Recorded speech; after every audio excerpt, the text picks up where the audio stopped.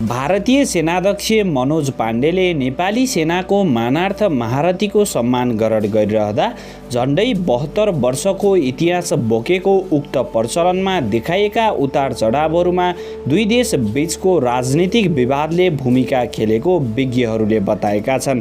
दर्शकबिन, आउनुहोस् आज नेपाल भारत सम्बन्धमा सेना प्रमुखलाई मानार्थ सम्मान दिने अभ्यासमा कस्ता उतार चढाव देखिएका छन् भन्ने बारेमा विस्तृत रूपमा बुझ्ने प्रयास गरौँ।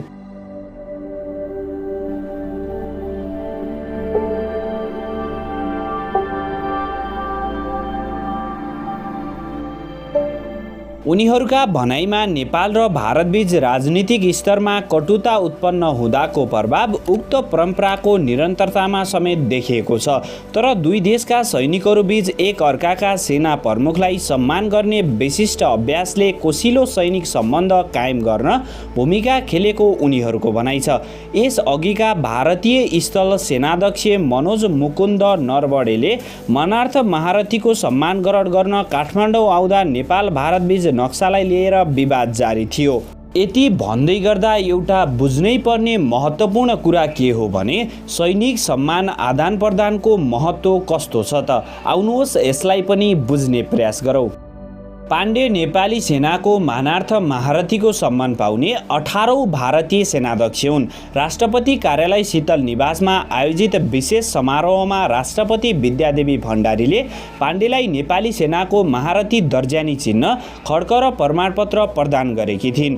भारतले नेपालसँगको सम्बन्धलाई आफूले उच्चतम प्राथमिकतामा राखेको र गोर्खा भर्ती स्थगनको विवादका माझ आइतबार काठमाडौँ आइपुगेका सेनाध्यक्ष पाण्डेले नेपाल भारत रक्षा सम्बन्ध अभिवृद्धि गर्ने विषयमा छलफल गर्ने जनाएको छन्। नेपाली सेनाको सैनिक जनसम्पर्क निर्देशनालयका अनुसार सन् 1950 सालमा भारतीय सेनाका फिल्ड मार्शल केएम करिफाले नेपाली सेनाको मानार्थ महारथीको सम्मान पहिलो पटक पाएका थिए। सन् 1969 मा नेपाली सेनाका प्रधान सेनापति सुरेन्द्र बहादुर शाहले पहिलो पटक भारतीय सेनाको मानार्थ महारथीको सम्मान पाएको अधिकारीहरू बताउँछन्। प्रचलन बारे नेपाली सेना के भन्छ त आउनुहोस् यसलाई पनि बुझ्ने प्रयास गरौँ। नेपाली सेनाका प्रवक्ता सहायक रथी सन्तोष सिलवालका अनुसार महारथी दिने प्रचलनले दुई देश बीचको आपसी सद्भाव र सौहार्दपूर्ण सम्बन्ध थप प्रगाढ भएको छ। उनले भने नेपाल भारत बीचको विशिष्ट एवं बहुआयामिक सम्बन्धले प्रतिपेक्षमा नेपाली सेना र भारतीय सेना बीचको आपसी सहअस्तित्व र समानतामा आधारित एक किसिमको विशिष्ट प्रचलनले समग्रमा नेपालको परराष्ट्र नीति, राष्ट्रिय सुरक्षाको प्रबन्धन तथा सामरिक प्रतिरक्षामा टेवा पुग्ने विश्वास नेपाली सेनाले लिएको छ। नेपाल र भारत बीचको सैन्य कूटनीतिको प्रयोग सन् 2015 मा नाकाबन्दी लागेपछिको समयमा गरिएको र त्यसले अवस्था सहज बनाउन सहयोग गरेको तत्कालीन प्रधान सेनापति राजेन्द्र छेत्रीले एउटा अन्तर्वार्तामा बताएका थिए। एकजना अवकाश प्राप्त उपरथी हिमालय थापा भन्छन्, उक्त परम्पराका कारण नेपाल र भारत बीचको सैन्य सम्बन्ध थप विशिष्ट बनेको छ। उनले भने मानार्थ दर्जानी दिने अभ्यास एउटा राम्रो परम्परा हो। म पनि एकचोटि प्रधान सेनापतिसँग सँगै जाँदा उनीहरूले आफ्नो प्रधान सेनापति सरहको सम्मान दिए। एउटा सानो देशको सेनापतिले भारत जस्तो ठुलो देश अझ झन्डै 1 करोड सैनिक भएको भारतीय सेनाको मानार्थ महारथी हुनु भनेको हाम्रा लागि गर्वको कुरा हो। थापा र अन्य कयौं नेपाली सैनिक मामिलाका जानकारहरू नेपाली सेना र भारतीय सेना बीचको यो बलियो परम्पराका पछाडि गोर्खा फौजीहरूको भूमिका रहेको बताउँछन्। भारतको गोर्खा बी ग्रेड अन्तर्गत 7 वटा रेजिमेन्टमा करिब 40,000 नेपाली र भारतीय मूलका गोर्खा सैनिकहरू कार्यरत छन्। यति भन्दै गर्दा सबैको मनमा जिज्ञासा उठ्न सक्छ, सम्मान दिने परम्परा कसरी सुरु भयो? आउनुहोस् यसलाई पनि बुझ्ने प्रयास गरौँ। सैनिक इतिहासबारे विभिन्न पुस्तक लेखकका नेपाली सेनाका अवकाश प्राप्त सहायक रथी प्रेम बस्न्यात मानार्थ सम्मान दिने प्रचलनलाई ब्रिटिस भारतको विरासतका रूपमा व्याख्या गर्छन्। उनले भने ब्रिटिस सेनामा हाम्रा युवाहरूलाई भर्ना गर्ने सम्झौता सन् 1815 मा त्यस बेलाका नेपाली कमान्डर बाउकाजी अमरसिंह थापा र ब्रिटिस कर्णेल डेभिड अक्टुर्लोनी बीचमा भएको हो।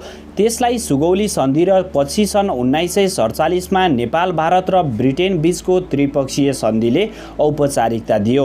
सुरुमा प्रधानमन्त्री भीमसेन थापा र तत्कालीन राणा प्रधानमन्त्री जङ्गबहादुर राणाले त्यसको कार्यान्वयनमा इच्छा नदेखाएपछि पछि वीर शमशेरको पालामा ब्रिटिस सेनाको मानार्थ लेफ्टिनेन्ट कर्णेलको सम्मान दिएको पाइन्छ। तर इतिहासकार प्राध्यापक त्रिरत्न मानन्द र यसलाई ब्रिटेनको विरासतका रूपमा भन्दा पनि स्वतन्त्र भारत र नेपाल बीचको विशिष्ट सैनिक सम्बन्धका रूपमा अर्थ लगाउनुपर्ने बताउँछन्।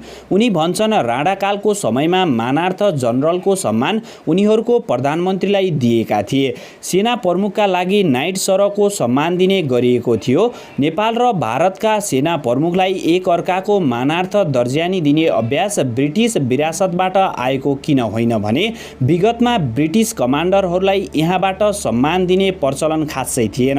उनका अनुसार पहिलो विश्वयुद्धमा वाजिरिस्तानमा ब्रिटिस सेनाको कमान्डरको नेतृत्वमा नेपाली सेनाहरूले लडेका बेला नेपालका तर्फबाट ब्रिटिस कमान्डरलाई पनि तकमा दिएको थियो। नेपालका राजालाई समेत दिएको थियो मानार्थ सम्मान। दोस्रो विश्वयुद्धको समयमा पनि नेपालीहरूलाई ब्रिटेनले तकमा दिएको र ब्रिटिस कमान्डरलाई नेपालको तर्फबाट सम्मान गरिएको उनको भनाइ छ। भारतीय सेनाध्यक्ष करिपाको भ्रमण र त्यसबेला मानार्थ महारथी दिएको समयको विस्तृत रूपमा सैनिक इतिहासका पुस्तकमा चर्चा गरेको पाइँदैन। तर प्राध्यापक मानन्दरका अनुसार राजा त्रिभुवनले भारतीय सेनाको मानार्थ जनरलको उपाधि विक्रमसम्म 2009 साल आसपासमा पाएका थिए। उनी भन्छन्, त्यही बेला इन्डियन गोर्खा फौजीको कर्णेल एनसिप पनि राजा त्रिभुवनलाई दिएको देखिन्छ। राजा महेन्द्रले पनि भारतीय सेनाको मानार्थ महारथी र बी ग्रेड अफ गोर्खाजको मानार्थ कर्णेल एनसिपको सम्मान दिएको पाइन्छ। प्राध्यापक मानन्दरले उक्त दुईवटा सम्मान साथै राजा महेन्द्रले ब्रिटेन र पाकिस्तानबाट समेत मानार्थ अतिरथीको सम्मान पाएको बताए। उनले राजा वीरेन्द्रले पनि ब्रिटेनबाट मानार्थ अतिरथीको सम्मान पाएको प्रसङ्ग उल्लेख गरे। सम्मान आदान प्रदानमा टुटेको क्रम। नेपाली प्रधान सेनापति सुरेन्द्र बहादुर शाहले सन् 1969मा भारतीय सेनाको मानार्थ महारथीको सम्मान प्राप्त गरेपछि लगभग निरन्तर कायम देखिएको यो परम्परा नेपाल भारत सम्बन्धमा चिसोपन देखिँदा प्रभावित भएको पाइन्छ। सन् 1988मा तत्कालीन शाही नेपाल सेनाले चीनबाट एन्टी एयरक्राफ्ट गन किन्ने निर्णय गरेपछि नेपाल भारत सम्बन्ध चिसिएको थियो। त्यसबेला परवाहन सन्धिको नवीकरणको विवाद माझ नेपालले भारतबाट नाकाबन्दीको सामना गरेको थियो।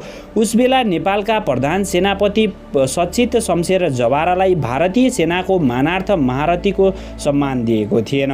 बन्यास्त भन्छन्, त्यतिखेर भारतका तर्फबाट भ्रमण नै रद्द भयो, हामीले लिएनौँ। त्यसबेला हाम्रो देशको प्रधान सेनापति बङ्गलादेश जान खोज्दा भारतले हवाई मार्ग समेत नदिएपछि ब्याङ्कक भएर जानु परेको थियो। सन् 2005 देखि सन् 2007 सम्म भारतको सेनाध्यक्ष रहेका जे सिंहलाई नेपालको भ्रमण गरी उक्त मानार्थ सम्मान लिनका लागि नयाँ दिल्लीले अनुमति दिएको थिएन। राजा ज्ञानेन्द्रले सन् 2005 को फेब्रुअरी 1 मा प्रत्यक्ष शासन हातमा लिनु एक दिन अघि सेना प्रमुखमा नियुक्ति भएका उनलाई शाही कुपछि नेपालको आमन्त्रण अस्वीकार गर्न भारतीय विदेश मन्त्रालयले सुझाव दिएको द टेलिग्राम अनलाइनमा प्रकाशित एक विवरणमा उल्लेख छ। त्यसबेला शाही कदमप्रति असन्तोष जनाएको भारतले नेपाली सेनालाई गर्दै आएको सम्पूर्ण सहयोग समेत रोक्का गरेको थियो। यति भन्दै गर्दा सैन्य सम्बन्धमा उठेका प्रश्नहरूलाई पनि बुझ्ने प्रयास गरौँ। नेपाली सेनाका अवकाश प्राप्त सहायक रथी बस्न्यात मानार्थ महारथीको सम्मान आदान प्रदान गर्ने अभ्यास भए पनि दुई देशको सैन्य सम्बन्धमा कयौं असमानताहरू रहेको ठान्छन्। उनले भने, कुनै पनि नेपाली सेनापति जसले भारतको मानार्थ सम्मान प्राप्त गर्नुभएको छ उहाँहरूले भारतको विरुद्धमा कहिले बोल्नु भएको छैन। तर पदमै बहाल रहेको समयमा भारतका तत्कालीन सेनाध्यक्ष नरवणेले नेपालको बारेमा कस्तो टिप्पणी गरे र कसरी भारतीय सेनाले नेपाली भूमिमा बाटो खन्ने काम गर्यो, यो हेर्दा उहाँहरूले नेपाली सेनालाई समान तरिकाले हेर्नुहुन्छ जस्तो मलाई लाग्दैन।